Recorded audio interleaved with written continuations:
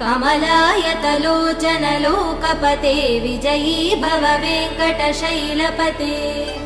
सचतुर्मुख षण्मुख पञ्चमुख प्रमुखाखिल दैवतमौलिमणे शरणागत वत्सल सारनिधे परिपालय मां वृषशैलपते अतिवेलतया तव दुर्विषहै अनुवेल कृदै प्रपराध सदैः हरितं त्वरितं वृषशैलपते परया कृपया परिपाहि हरे अधिवेङ्कटशैलमुदारमते जनताभिमतादिकदानरतात्